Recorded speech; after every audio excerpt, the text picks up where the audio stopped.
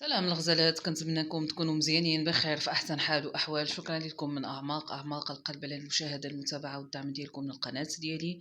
مرحبا والف مرحبا بالمشاهدين والمشاهدات الجداد. ما تنساوش تعملوا ابوني لايك وتقرعوا الجرس. هذه الوصفه اكثر من رائعه، كتقضي على السعال والكحه وعلى نزلات البرد والزكام، ايضا كتقوي المناعه. هذا المكون موجود في المطابخ ديالنا كاملين، رخيص بزاف ولكن غني، مفيد بزاف بزاف. فيه مجموعة من مضادات الأكسدة ومن الأملاح المعدنية ومن بوتاسيوم الكالسيوم.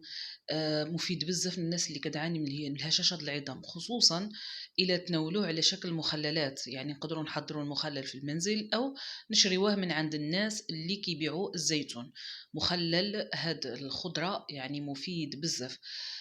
أيضا كيقضي على السموم، مفيد غني بالنسبة للجسم بصفة عامة.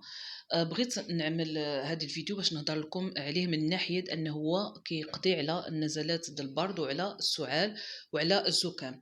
هذا المكون هذا هو اللفت.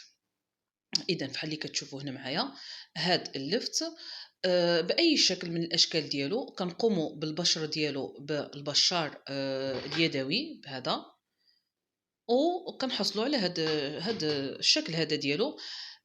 كنقوموا بالإضافة لواحد المكون آخر ليلو باش كنحصلوا على طبعا غنقوموا بالعصر ديالو، يعني غنخرجوا السائل أو الليكيد أو العصارة ديالو اللي كنحصلوا عليها.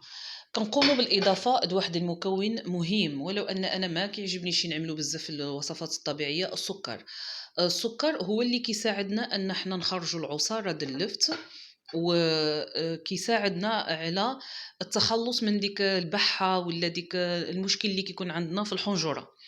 أيضا ممكن أن احنا نقوموا بالمزج ديالو مع العسل، عسل النحل، العسل الحر. مزيان بزاف، ولكن من الأحسن السكر. المهم الأساسي هو أن احنا نستعملوا اللفت. فاللفت هو واحد المكون سحري كيقضي على الكحة وعلى السعال بطريقة كيخفف في البداية ومن بعد كيقضي عليها، ومزيان بزاف. كنتمنى أن نتوما تجربوا الوصفة وتردوا عليا في التعاليق. شكرا مرة أخرى من أعماق القلب. ما تنسوش تعملوا أبوني لايك وتقرعوا الجرس. من ناحية الاستعمال ديالو كنت غنكمل نقطع الفيديو، تفكرت ممكن أن احنا نتناولوه 3 إلى 4 مرات في اليوم. قبل الإفطار، بعد الإفطار، قبل الغداء، بعد الغداء، ماشي مشكل، ولكن نداوموا عليه وغادي تحسوا بالتحسن كبير بزاف. وبالشفاء والراحة والعافية إن شاء الله.